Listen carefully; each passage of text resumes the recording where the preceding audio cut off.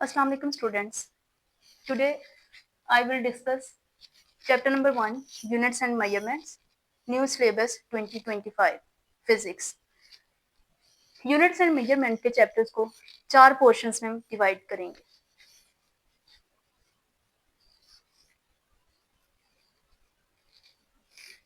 पहला जो पोर्शन है वो हो जाएगा मेजरमेंट का.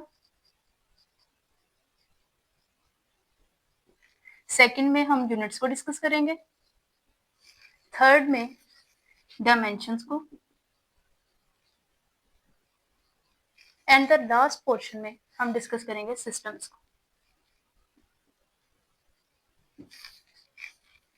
जो फर्स्ट हमारे पास है मेजरमेंट, इसको फर्दर कैटेगराइज किया गया है जो आप लोगों के चैप्टर में है कि फिजिकल क्वांटिटीज,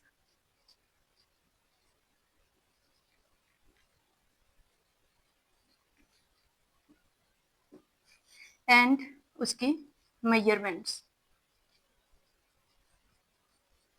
इसमें हम ये चीज डिस्कस करेंगे कि फिजिकल क्वांटिटीज कौन कौन सी क्वांटिटीज होती हैं, किस तरह की क्वांटिटीज होती हैं, ठीक है. और नेक्स्ट हम ये बताएंगे कि इसकी मेजरमेंट किस तरह से की जा सकती है, ठीक है. तो फर्स्ट ऑफ ऑल हम चलते हैं कि फिजिकल क्वांटिटीज बेसिकली हमारे पास होती क्या है, ठीक है. फिजिकल क्वांटिटीज आर दोज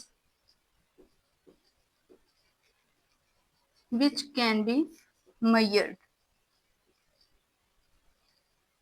उसे हम बोलते हैं कि ये हमारे पास क्या है, फिजिकल क्वांटिटीज है, ठीक है. अब फॉर एग्जांपल इसका क्या मतलब है कि फिजिकल क्वांटिटीज वो क्वांटिटीज होती हैं जिन्हें हम इजीली मेजर कर सकते हैं. कौन सी क्वांटिटीज ऐसी हैं, जैसे फॉर एग्जांपल हम अर्थ से मून तक का डिस्टेंस फाइंड आउट कर सकते हैं इजीली. इसका मतलब है कि ये क्या है, हमारे पास फिजिकल क्वांटिटी है. अर्थ से सन तक का डिस्टेंस मेजर किया जा सकता है इजीली.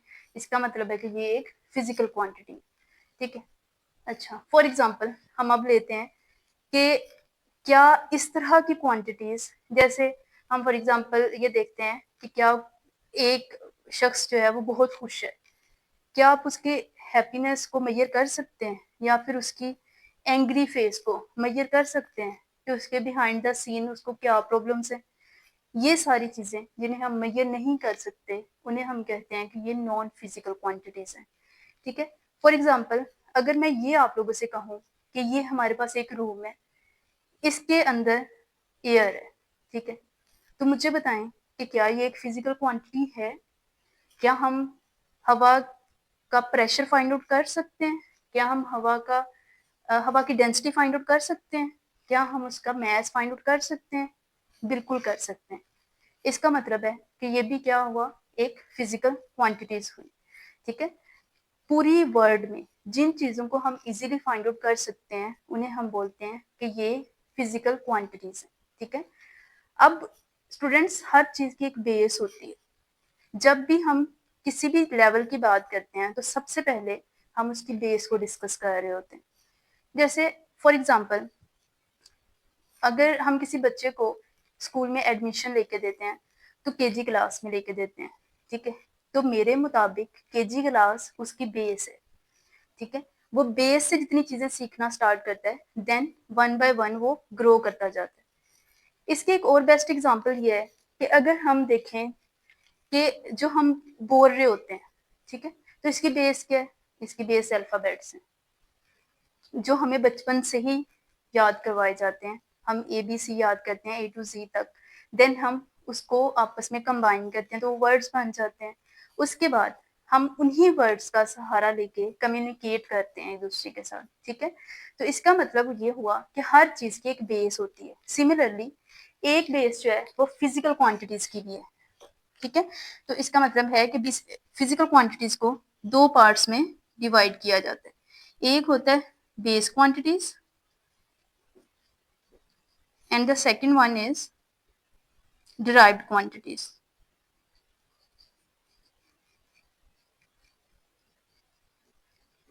अब बेस क्वांटिटीज क्या है. बेस क्वांटिटीज वो क्वांटिटीज हैं फिजिक्स के अंदर जिन पे पूरी की पूरी फिजिक्स लाई करती है. मीन्स के आप कोई फॉर्मूला उठा के देख लें. फॉर एग्जांपल हम न्यूटन फर्स्ट लॉ की एग्जांपल ले लेते हैं. न्यूटन फर्स्ट लॉ क्या है, सॉरी न्यूटन सेकंड लॉ क्या है, F is equal to ma, ठीक है. तो अब F is equal to M में किन चीजों पे बेस कर रहा है? मैस पे एंड उसके एसेलरेशन पे। अब एसेलरेशन की बेस क्या है? एसेलरेशन का फॉर्मूला क्या होता है? v by T, velocity per unit time. ठीक है, अब वेलोसिटी का क्या फॉर्मूला है? डिस्प्लेसमेंट पर यूनिट टाइम। इसका मतलब है कि फोर्स डिपेंड कर रही है मैस पे एंड उसके डिस्प्लेसमेंट पे, मींस के लेंथ पे। ठीक है, mass and second one is the displacement. ठीक है, इसका मतलब है कि जो न्यूटन ने सेकंड लॉ ऑफ मोशन दिया फोर्स का, वो किस पे डिपेंड कर रहा है? उसकी बेस क्या है? वो डिपेंड कर रहा है उसकी मैस पे और उसकी लेंथ पे। ठीक है, अब इसी तरह से फिजिकल क्वांटिटीज में बेस क्वांटिटीज को हम सबसे पहले डिस्कस करते हैं। फिजिकल क्वांटिटीज की जो बेस है वो कहाँ से स्टार्ट होती है? उसमें आता है 7 बेस क्वांटिटीज हैं जो कि फिजिक्स को डिस्क्राइब करती हैं फर्दर। वो उसमें length, mass, time, temperature, luminous intensity,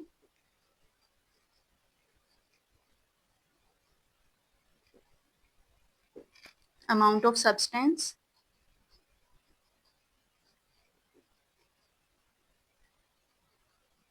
and the last one is electric current। ये वो 7 क्वांटिटीज हैं जिन्हें अगर हम डिस्कस करेंगे तो ये फर्दर हमारे यूज में आ सकती हैं। किस फॉर्म में? डिराइव्ड फॉर्म में। अच्छा, अब फिर इसकी डेफिनेशन क्या हुई कि बेस क्वांटिटीज कौन सी क्वांटिटीज होती हैं? ये वो क्वांटिटीज होती हैं जिन्हें डिस्क्राइब करने के लिए या डिस्कस करने के लिए किसी भी फिजिकल क्वांटिटी की जरूरत नहीं पड़ती। ठीक है, फिजिकल क्वांटिटी का सहारा नहीं लेना पड़ता। लेकिन इसके अकॉर्डिंग डिराइव्ड क्वांटिटीज कौन सी क्वांटिटीज होती हैं? जैसे फॉर एग्जांपल हम कहते हैं area, volume, acceleration and velocity. तो मुझे स्टूडेंट्स आप लोग बताएं कि एरिया का फॉर्मूला क्या होता है? एरिया इज इक्वल होता है लेंथ क्रॉस लेंथ। तुम ये देखें, बेस क्वांटिटी से मिलकर बनता है एरिया। ठीक है, अब मुझे बताएं वॉल्यूम किसके इक्वल होता है? Length cross length cross length. इसका मतलब है वॉल्यूम भी किससे मिलकर बनता है? 3 बेस क्वांटिटीज को अगर कंबाइन किया जाए, मल्टीप्लाई किया जाए, तो उसका रिजल्टेंट क्या आएगा? हमारे पास एक वॉल्यूम के फॉर्म में आएगा। एक्सेलरेशन क्या होता है? DV by D T.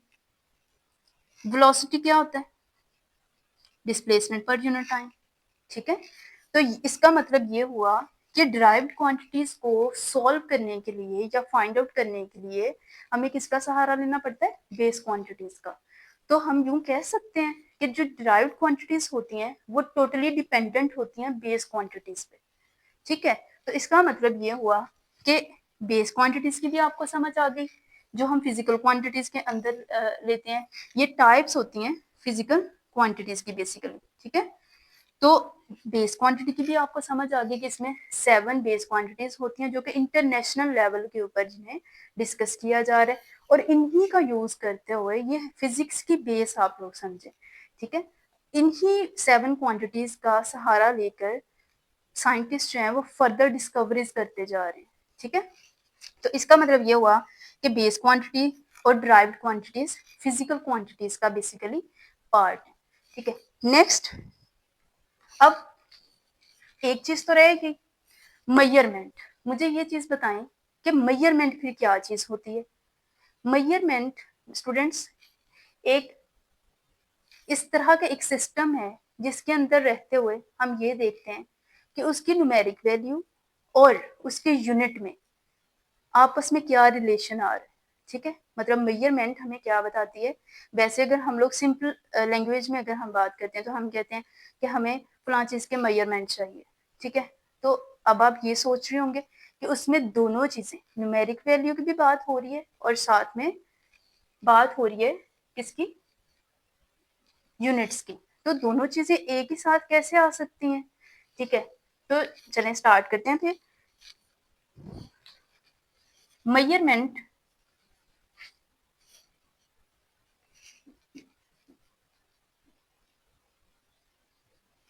Measurements का बेटे मतलब होता है कि हम U1 n1 is equals to, देखते हैं कि क्या है, where u1 is the unit है and n1 is the numeric value है।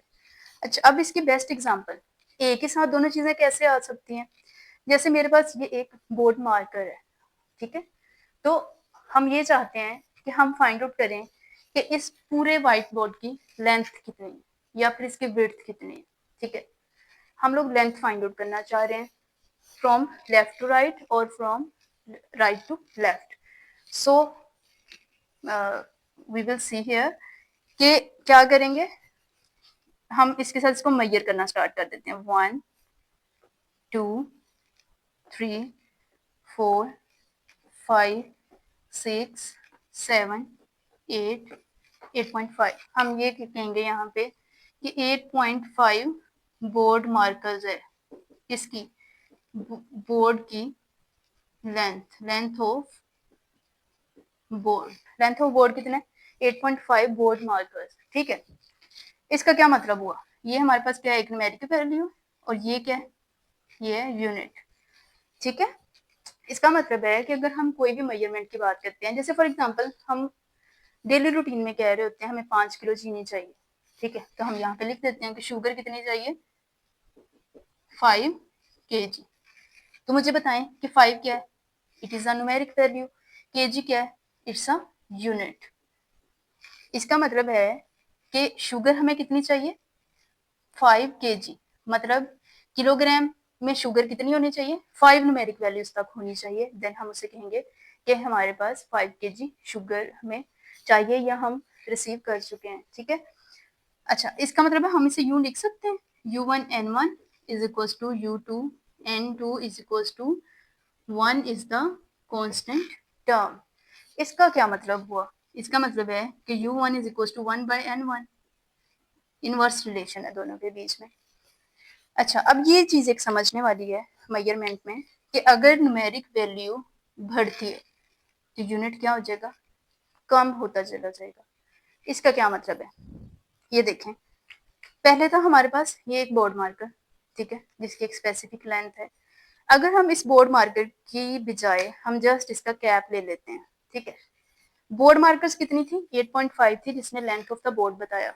लेकिन अगर हम इसके कैप की बात करते हैं तो ये कितने टाइम्स हो जाएगा, 2 3 4 5 6 7 8 9 10 11 12 13 14 15 16 17 18 19,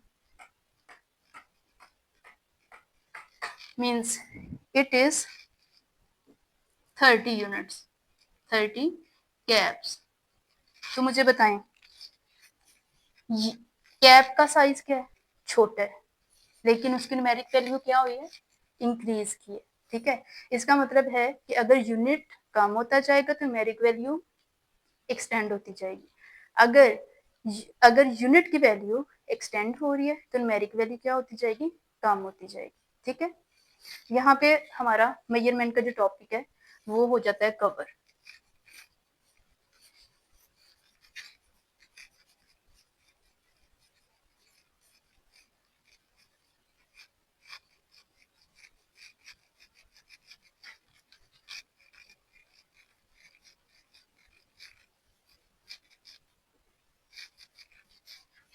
ओके जी, अब हम चलते हैं अपने दूसरे पोर्शन की तरफ जो कि है हमारे पास units. So let's see units. Units 1960 से पहले 3 तरह के सिस्टम इंटरनेशनल यूनिट्स यूज किए जा रहे थे, मतलब सिस्टम, उन्हें हम सिस्टम इंटरनेशनल यूनिट्स तो नहीं कह सकते, लेकिन यह कि इंटरनेशनल लेवल के ऊपर जो यूनिट्स यूज किए जाते थे वो 3 तरह के थे, MKS,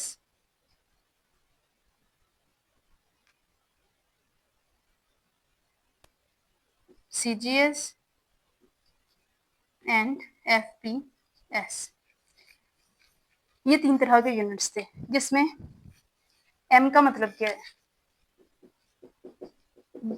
इन यूनिट्स के भी बेस हम नेक्स्ट डिस्कस करते हैं, लेकिन सबसे पहले मैं ये बता दूं कि ये 3 तरह के यूनिट्स थे जो कि एक इंटरनेशनल लेवल के ऊपर यूज किए जाते थे, जिसमें M का मतलब था मीटर, K का मतलब था किलो, एंड एस का मतलब था सेकेंड्स, ठीक है। इसमें था सेंटीग्राम्स एंड देन सेकेंड्स। इसमें था फुट, पाउंड एंड देन था सेकेंड। अच्छा, एक चीज जो नोट करने वाली है, आप देख रहे होंगे कि ये जो तीन चीजें हैं, ये किस चीज का यूनिट है? ये तीन चीजें हम किस लिए यूज करते हैं और ये किसकी जगह के ऊपर यूज करते हैं? स्टूडेंट्स देखें, जब भी हम मीटर की बात करते हैं, सेंटीमीटर की बात करते हैं या फिर हम फुट की बात करते हैं, इट मीन्स दैट कि हम लेंथ की बात कर रहे हैं। जब किलो की बात होती है, ग्राम्स की बात होती है या पाउंड की बात होती है, it means that we are dealing with mass. जब सेकंड्स की बात होती है, it means that there are somewhere time is present, ठीक है। इसका मतलब है LMT पूरी की पूरी जो फिजिक्स है वो आपकी इन तीन क्वांटिटीज पे डिपेंड कर रही है, ठीक है। नेक्स्ट जब हम डायमेंशंस पढ़ेंगे फर्दर, आप लोगों को थोड़ा सा ज्यादा एक्सप्लेन करूंगी तो इंशाल्लाह आप लोगों को अच्छे से समझ आ जाएगा कि किस तरह से। अब यूनिट्स की तरफ आते हैं कि फिर सिस्टम इंटरनेशनल यूनिट कौन से हैं, क्योंकि हम तो अब अपनी क्लासेस में ये यूनिट्स तो नहीं पढ़ रहे, हम तो जस्ट सिस्टम इंटरनेशनल यूनिट्स की बात करते हैं। 1960s में साइंटिस्ट ने बकायदा बैठकर ये एक चीज तय की कि ये जो तीन यूनिट्स हैं इनका यूज डिफरेंट कंट्रीज के हिसाब से डिफरेंट हो रहा था, जिसकी बिना पर जो मेजरमेंट्स थी वो डिफरेंट आ रही थी। मीन्स के एक की वैल्यू दूसरे के साथ रिलेट नहीं कर रही थी, एक एक का यूनिट दूसरे के साथ एक कंट्राडिक्शन थी बेसिकली बीच में। उसके बाद साइंटिस्ट ने ये किया कि कोई एक इस तरह का यूनिट होना चाहिए कि जिसके ऊपर तमाम के तमाम जितने भी साइंटिस्ट हैं ओवरऑल वर्ल्ड में उन सबका एक एग्रीमेंट हो और वही वाले यूनिट्स जो हैं वो ओवरऑल वर्ल्ड में यूज किया जाए। तो उनका नाम दिया गया सिस्टम इंटरनेशनल यूनिट्स का, जिन्हें हम आजकल यूज करते हैं। सो लेट्स सी कि इन सिस्टम इंटरनेशनल यूनिट्स की बेस क्या है, ठीक है। तो हम यहाँ पे तीन तरह के यूनिट्स की बात करेंगे।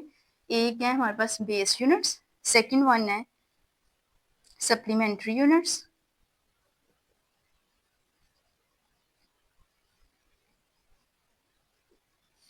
एंड द थर्ड वन है डिराइव्ड यूनिट्स। अब जैसा कि हमने जब मेजरमेंट्स को डिस्कस किया उसमें मैंने आप लोगों को बताया कि जो मेजरमेंट्स होती हैं वो भी किस पे डिपेंड कर रही होती हैं? फिजिकल क्वांटिटीज पे। फिजिकल क्वांटिटी किस पे डिपेंड करती है? अपनी फर्दर टू कैटेगरीज पे, जिनमें से वन जो थी वो बेस बेस क्वांटिटी थी and the second one is the derived quantity. Similarly जो यूनिट्स हैं वो किस पे डिपेंड कर रहे हैं? अपने बेस यूनिट्स पे। देन सप्लीमेंट्री यूनिट्स को हम डिस्कस करेंगे and the last one is the derived units. अब ये बेस यूनिट्स की बात, जाहिर सी बात है कोई हमारे पास न्यूमेरिक वैल्यू होगी तो हम उसका यूनिट फाइंड आउट करेंगे ना, हम उसके साथ उसका यूनिट लगाएंगे, ठीक है।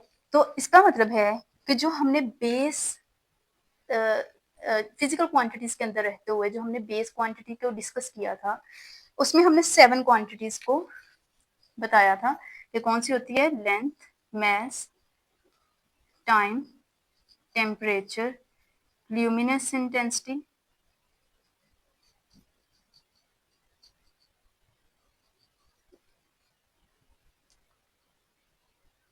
mass of substance,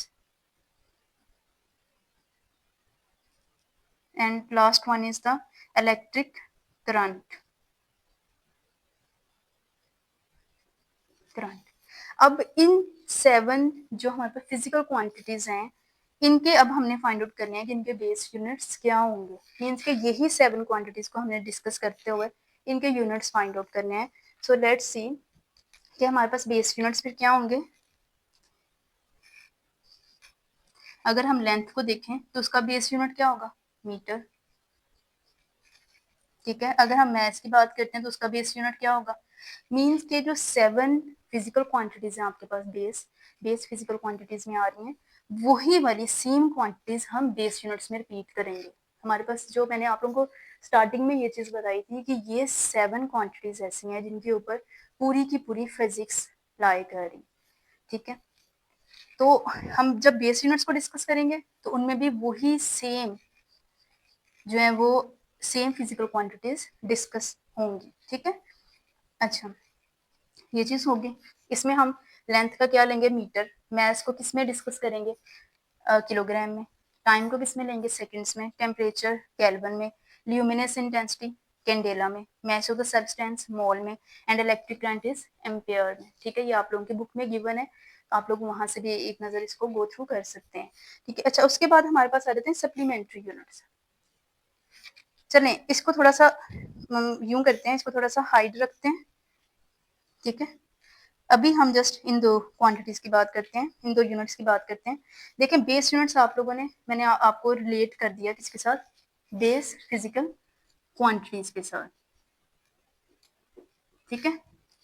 तो ड्राइव यूनिट्स भी कहाँ से आएंगे, जो हमने ड्राइव फिजिकल क्वांटिटीज पढ़ा था वहीं से ही आएंगे, ठीक है। अच्छा, सप्लीमेंट्री यूनिट्स भी कौन से हैं, सप्लीमेंट्री यूनिट्स स्टूडेंट्स वो यूनिट्स होते हैं जिनका कोई यूनिट नहीं होता, ठीक है। उन्हें हम बोलते हैं कि ये सप्लीमेंट्री यूनिट्स हैं, मीन्स के किस तरह के यूनिट्स, जैसे आपके पास आ जाता है 2 डायमेंशनल एंगल, या फिर 3 डायमेंशनल एंगल, ठीक है। हम इसे और क्या कहते हैं, हम इसे बोलते हैं रेडियन, और इसे क्या बोलेंगे, स्टीरेडियन। जब हम किसी भी एंगल को 2D डायमेंशन में बोल रहे होते हैं, हम उसे बोलते हैं कि ये रेडियन है, ठीक है। और जब हम 3 डायमेंशन की बात करते हैं, इसका मतलब है ये स्टीरेडियन है, मीन्स कि जब हम स्पेस को भी बीच में कर, 2D कहाँ पे आता है, 2D का मतलब होता है कि हम ये क्या है, प्लेन एंगल, ठीक है। और जो जब हम स्टीरेडियन की बात करते हैं, इसका मतलब क्या होता है, इसका मतलब ये है कि इसमें जो स्पेस है वो भी इंक्लूडेड है, ठीक है। हम स्पेस की बात कर रहे हैं क्योंकि स्पेस में ही 3 एक्सिस के ऊपर बात की जाती है। जब हम प्लेन की बात कर रहे होते हैं या हम सिंपल बात कर रहे होते हैं, उस टाइम के ऊपर हम प्लेन को डिस्कस कर रहे होते हैं, और प्लेन हमेशा 2 डायमेंशनल में होती है। लेकिन जैसे ही हम 3 डायमेंशनल में आते हैं, स्टीरेडियन की बात कर रहे होते हैं, इसका मतलब है हम प्लेन से हट जाते हैं और हम किसकी बात करते हैं, हम स्पेस में बात कर रहे होते हैं, जिसमें एक्स वाई और जी तीनों एक्सिस आ रहे होते हैं, ठीक है। ओके, अब डिराइव्ड यूनिट्स हमारे पास क्या है, जैसे हमने बेस फिजिकल क्वांटिटी में किया कि 2 बेस फिजिकल क्वांटिटी को आपस में मिला के या 3 को कंबाइन करके हमने कहा कि ये अब हमारे पास डिराइव्ड फिजिकल क्वांटिटी है। सिमिलरली इसमें क्या होगा, डिराइव्ड यूनिट्स में जब बेस यूनिट्स आपस में मिलेंगे, देन वो हमारे पास क्या बना देंगे, डिराइव्ड यूनिट्स, ठीक है। सो लेट्स सी,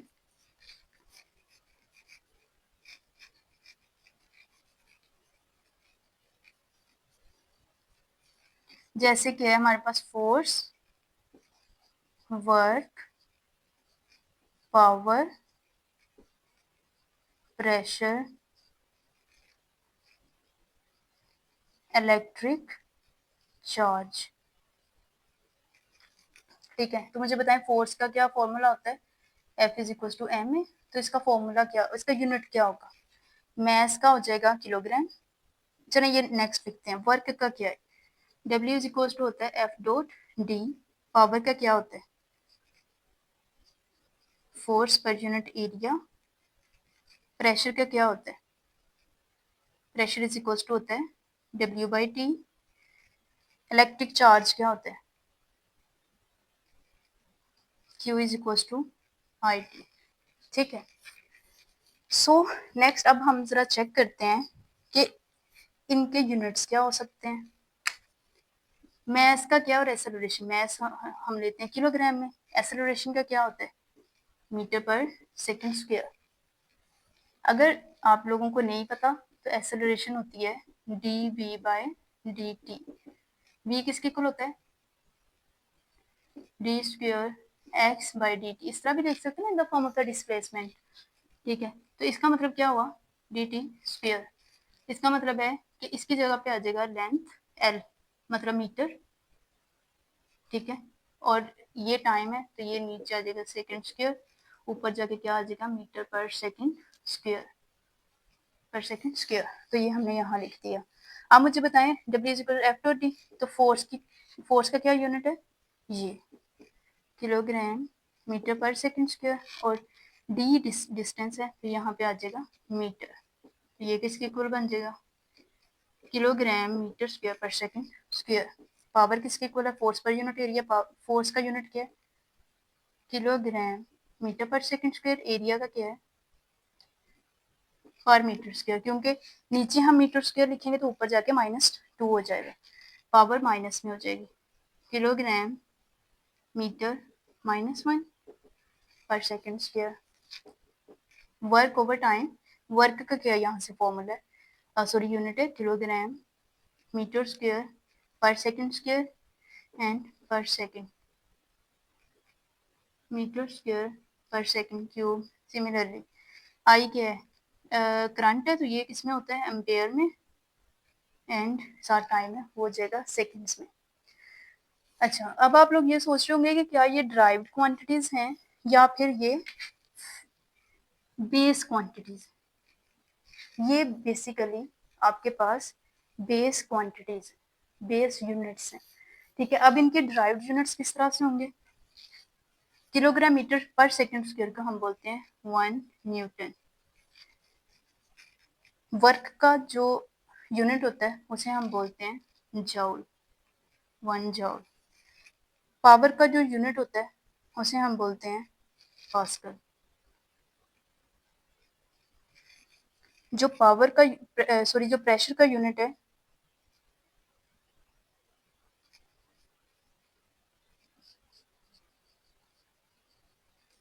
प्रेशर, और यहाँ पे पावर, सॉरी, ठीक है। जो पावर का यूनिट है उसे हम क्या बोलते हैं? पावर का यूनिट क्या होता है? वाट, ठीक है। इसके बाद इलेक्ट्रिक चार्ज का यूनिट क्या होगा? कूलम, ठीक हो गया। ये जो है ये हमारे पास है डिराइव्ड यूनिट्स। ये जितने भी यूनिट्स हैं ये हैं बेस यूनिट्स, ठीक है। ये जो है ये फॉर्मूलाज हैं इसके, और ये हमारे पास क्या है? ये फिजिकल क्वांटिटीज हैं, ठीक है। तो इससे आप लोगों को अच्छे से समझ आ गया होगा कि जो फोर्स, वर्क, प्रेशर, पावर या इलेक्ट्रिक चार्ज, इन सब को हम क्या कहते हैं कि ये हमारे पास फिजिकल क्वांटिटीज हैं। फर्दर इनके फॉर्मूलाज हैं, ये इनके बेस यूनिट्स हैं, जिसमें हर चीज़ आपको क्लियर कट दिखाई दे रही है, जिसमें सिस्टम इंटरनेशनल यूनिट्स, ये इनके सिस्टम इंटरनेशनल बेसिक यूनिट्स है जिन्हें हम ड्राइव्ड यूनिट्स बोलते हैं, ठीक है। ये आप लोगों के पास बेस यूनिट्स हैं। इसका मतलब ये हुआ कि जो ड्राइव्ड यूनिट्स होते हैं वो किस पे डिपेंड कर रहे होते हैं? वो बेस यूनिट्स पे डिपेंड कर रहे होते हैं।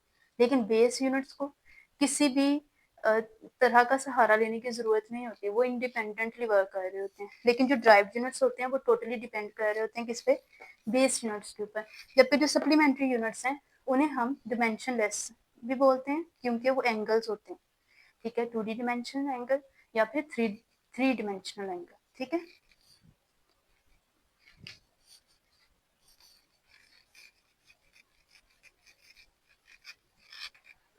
जी स्टूडेंट्स, नेक्स्ट हम डिस्कस करते हैं सिस्टम्स को। सिस्टम्स में हम चीज़ें देखेंगे, साइंटिफिक नोटेशन देखेंगे कि फिजिक्स में या साइंस में साइंस की लैंग्वेज क्या होती है। बेसिकली साइंटिफिक नोटेशन का मतलब क्या होता है कि हम जिस फील्ड की बात कर रहे हैं उस फील्ड की बेसिक लैंग्वेज क्या है।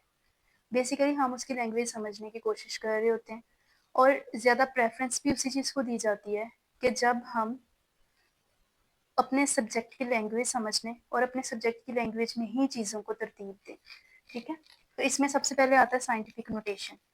साइंटिफिक नोटेशन का मतलब क्या है? चीज़ों को एक स्टैंडर्ड फॉर्म में लिखना, ठीक है। सो लेट्स सी कि किस तरह से हम स्टैंडर्ड फॉर्म में लिख सकते हैं।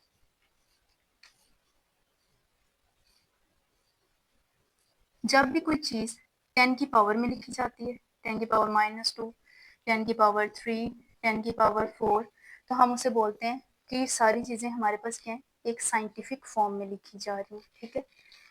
अच्छा, इसके बाद आता है सिग्निफिकेंट फिगर्स। सिग्निफिकेंट फिगर्स का मतलब क्या होता है? सिग्निफिकेंट फिगर्स का मतलब ये होता है, इसमें कुछ डिफरेंट कैटेगरीज आती हैं सिग्निफिकेंट फिगर्स में।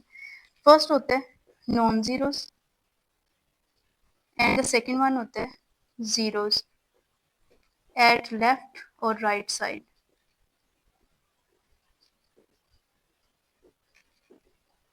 राइट साइड, ठीक है। सो लेट्स सी कि अगर जीरोस इक्वेशंस के बीच में आती हैं देन क्या होगा, और अगर equations left the very left side आ जाती हैं या फिर वेरी राइट साइड आ जाती हैं देन क्या होगा। फॉर एग्जाम्पल हम यहाँ पे एक एग्जाम्पल ले लेते हैं 3.000054। सो एग्जामिनर ये पूछता है कि what would be their significant figures. तो मुझे बताएंगे इसमें इसकी सिग्निफिकेंट फिगर्स कितनी होंगी। 1 2 3 4 5 6, देयर आर 6 सिग्निफिकेंट फिगर्स। क्यों? क्योंकि जो जीरोस हैं वो नॉन जीरोस के बीच में है। स्टूडेंट्स एक बार याद रखें, अगर जीरोस चाहे उनकी तादाद कितनी भी हो, अगर वो नॉन जीरो के दरमियान में आ जाते हैं, नॉन जीरो डिजिट्स के दरमियान आ जाते हैं, तो इसका मतलब है कि वो भी एक डिजिट्स बन जाएंगे। ठीक है, तो हम उन्हें जीरोस नहीं काउंट करेंगे, हम उन्हें भी नॉन जीरो डिजिट्स ही कंसीडर करेंगे। अगर इसी इक्वेशंस को मैं यूं लिखूं 0.00354, देन मुझे बताएं क्या होगा। क्योंकि जीरोस इसकी लेफ्ट साइड में तो ये काउंट नहीं होंगे। सो इसके सिग्निफिकेंट फिगर्स कितने हो जाएंगे, देयर आर 3 सिग्निफिकेंट फिगर्स।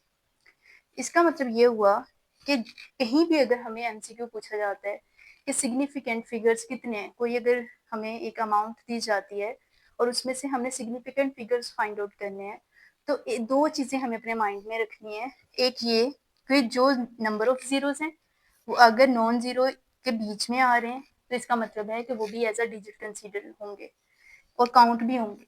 और अगर जीरोस जो हैं वो नॉन जीरो के लेफ्ट साइड के ऊपर आते हैं तो ये जीरो काउंट नहीं होंगे। अगर इन्हें इस तरह भी लिख दिया जाए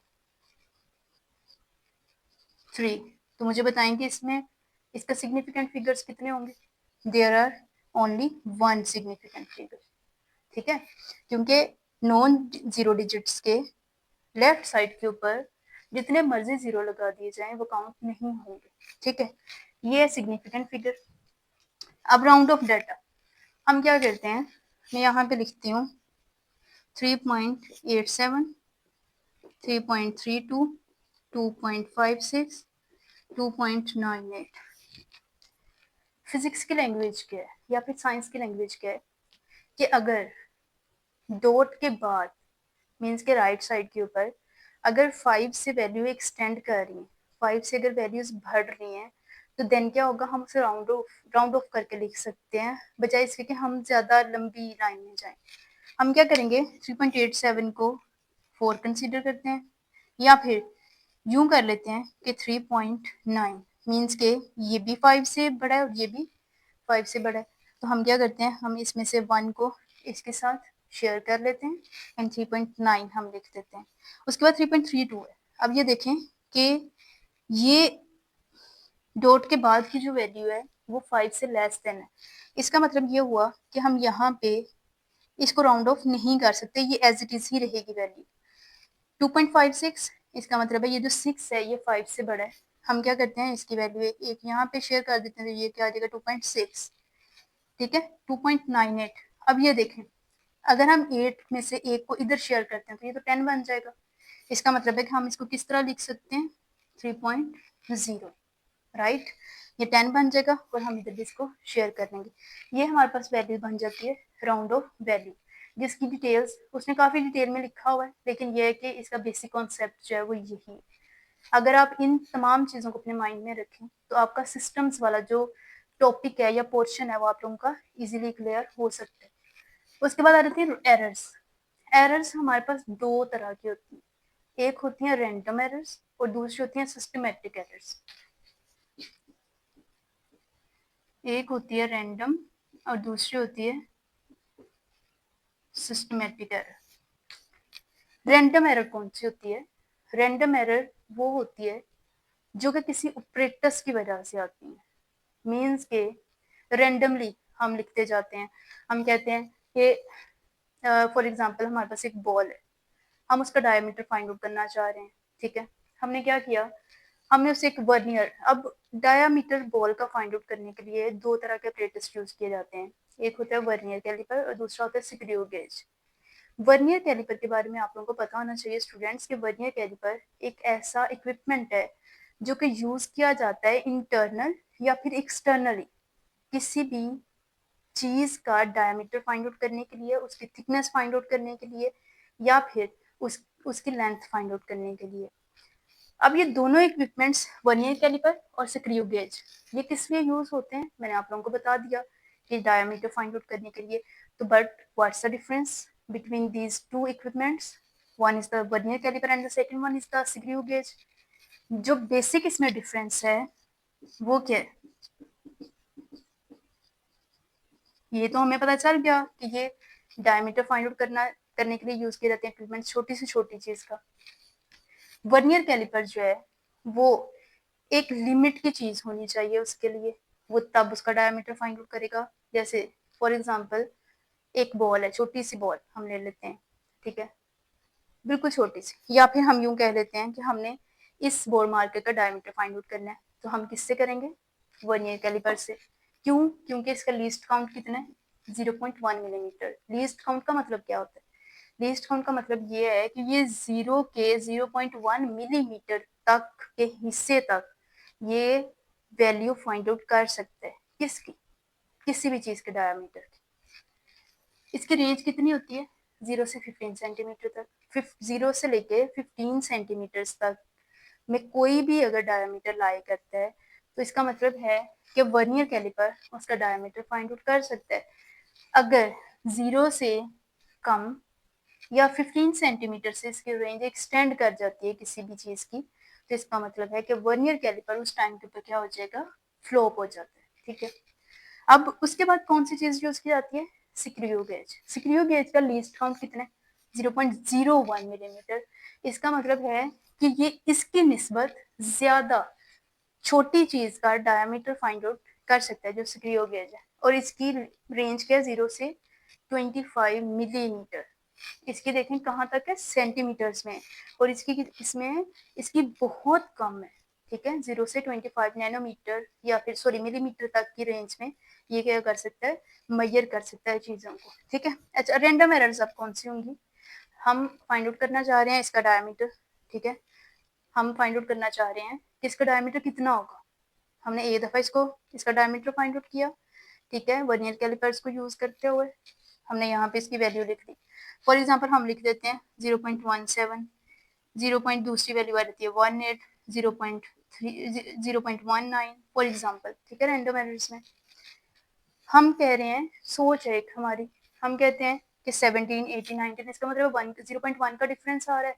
चलो भाई, बजाय इसके कि हम खुद करें, हम इसकी वैल्यू खुद ही से लिख देते हैं 0.21, 0.22। ठीक है, ये चीजें क्या होती हैं? ये रैंडम एरर्स। ठीक है, कि रैंडमली हम खुद से जिन्हें जनरेट करते हैं, हमें नहीं पता चल रहा, लेकिन बस ये कि हमारी सोच थी, उसकी वजह से जो एरर्स जनरेट होती हैं उन्हें हम कहते हैं कि ये रैंडम एरर्स हैं। ठीक है, सिस्टमेटिक एरर कौन सी होती हैं? जो कि सिस्टम के अंदर रहते हुए या सिस्टम की खराबी की वजह से जो एरर्स जनरेट होती हैं। जैसे फॉर एग्जांपल वर्नियर कैलिपर और स्क्रू गेज की ही हम एग्जांपल ले लेते हैं। ठीक है, या फिर हम CRO कैथोड रे ऑसिलोस्कोप की ले लेते हैं, जो कि आप लोग नेक्स्ट चैप्टर्स में पढ़ेंगे कि कैथोड रे ऑसिलोस्कोप होता क्या है बेसिकली। वो थोड़ा सा आप लोगों को ब्रीफ इंट्रोडक्शन दे देती हूँ कि वो हमारे पास एक ग्राफ प्लॉटिंग डिवाइस होती है। ठीक है, जिससे हम ये मेजर करते हैं कि पिच कितनी है, साउंड की पिच कितनी है, उसका मैग्नीट्यूड कितना है, उसका एम्पलीट्यूड कितना है, सॉरी। ठीक है, तो जो सिस्टमेटिक एरर है, ये सिस्टम की खराबी की वजह से जो एरर्स आती हैं कैलकुलेशंस करते वक्त, या फिर जैसे कोई डायोड खराब हो जाता है या फिर कोई रेजिस्टेंस वर्क नहीं कर रही, लेकिन फिर भी हमने उसको अटैच किया हुआ है, हमें नहीं पता कि रेजिस्टेंस वर्क कर रही है या नहीं कर रही, लेकिन ये है कि उसकी वजह से राउंड ऑफ वेरी, जैसे फॉर एग्जांपल जो हमारे पास स्पीड की वैल्यू होती है वो क्या होती है? 3.18। ठीक है, ये मेजरेबल वैल्यू। लेकिन अगर हम फाइंड आउट करना चाह रहे हैं स्पीड ऑफ लाइट की वैल्यू, ये स्पीड ऑफ लाइट की वैल्यू है 3.18, लेकिन अगर हम फाइंड आउट करना चाह रहे हैं तो हमारा सिस्टम क्या बता रहा है कि उसकी वैल्यू कितनी है? 3.08। इसका मतलब है कि ये जो वैल्यू है इसमें और इसमें जो डिफरेंस आया है 3.18 माइनस 3.08, ये आ जाता है 0.10 का डिफरेंस। ये हमारे पास किसने दिया? हमें सिस्टम की खराबी की वजह से जो एरर्स आती हैं उन्हें हम क्या बोलते हैं कि ये हमारे पास सिस्टमेटिक एरर्स हैं। ठीक है, तो यहाँ तक हमारे सिस्टम्स भी जो है वो कवर हो जाते हैं। ठीक है। तो चले चलते हैं हम अपने लास्ट एंड थर्ड जो हमारे पास था पोर्शन डायमेंशंस की तरफ। ठीक है, तो डायमेंशंस क्या होते हैं? डायमेंशंस हमें किसी भी फिजिकल क्वांटिटी का एग्जैक्ट पता बताती है।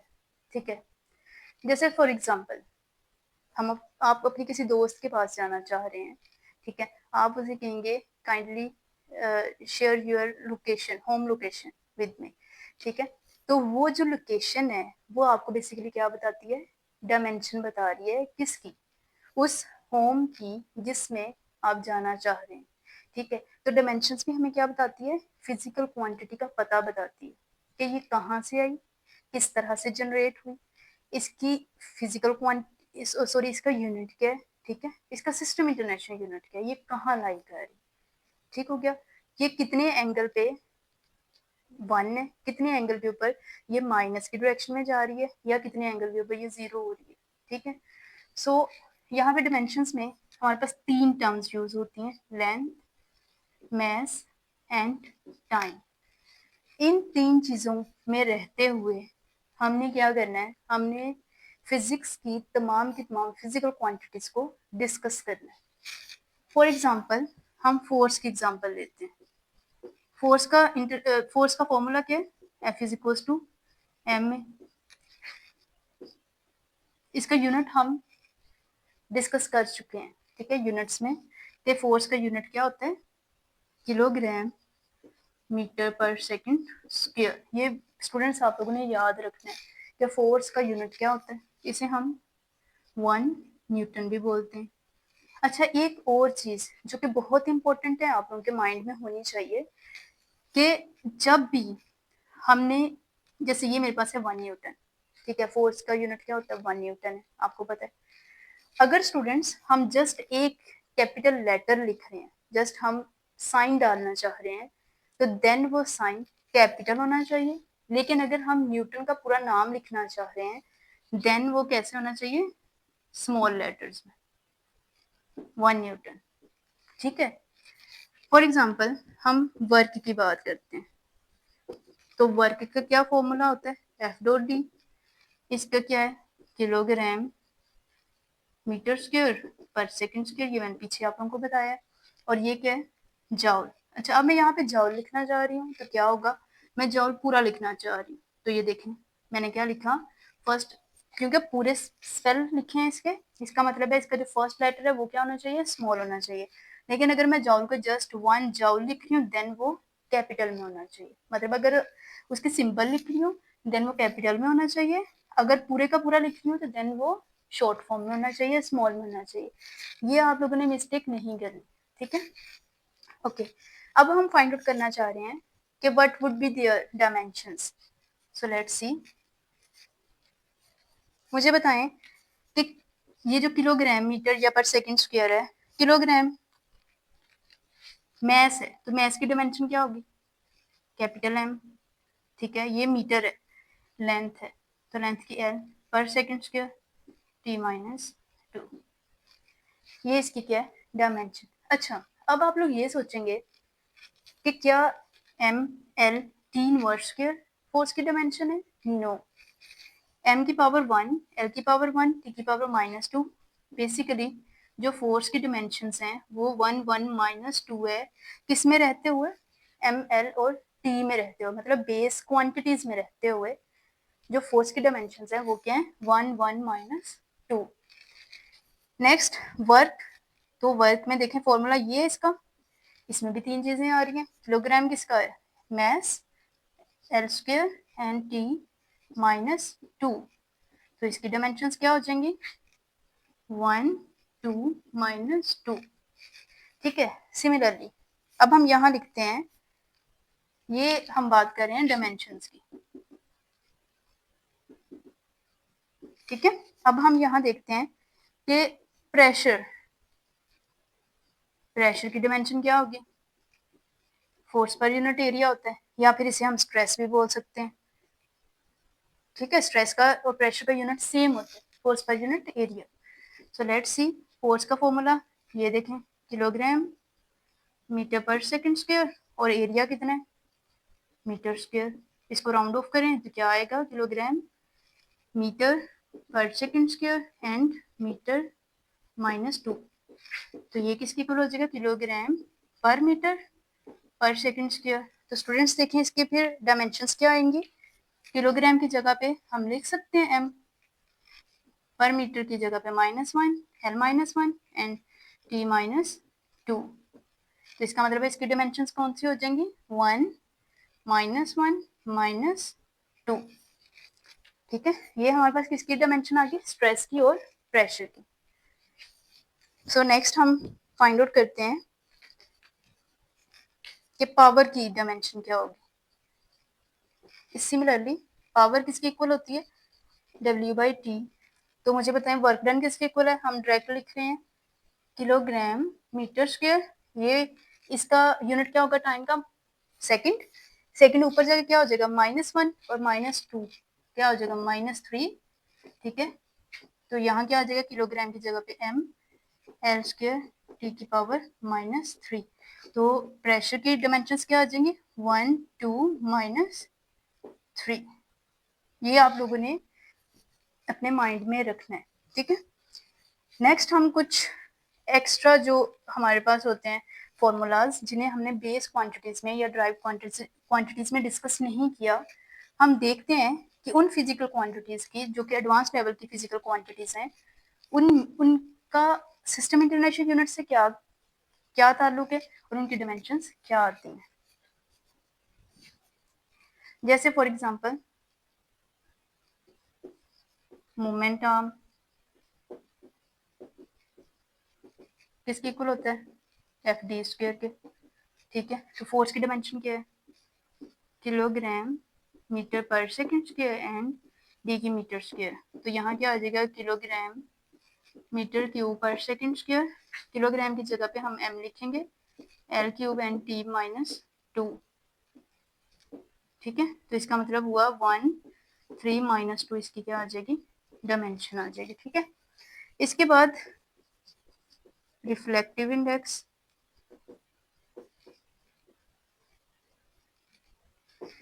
वो क्या होता है, speed in one medium divided by speed into another medium.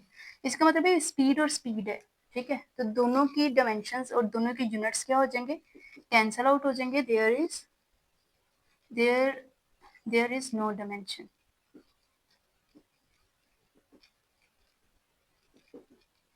ठीक है, इसी तरह से स्ट्रेन, वो क्या होती है, change in length per unit length या change in volume per unit volume. क्योंकि स्ट्रेन लेंथ की वजह से भी होती है, वॉल्यूम की वजह से भी होती है और शेप की वजह से भी होती है।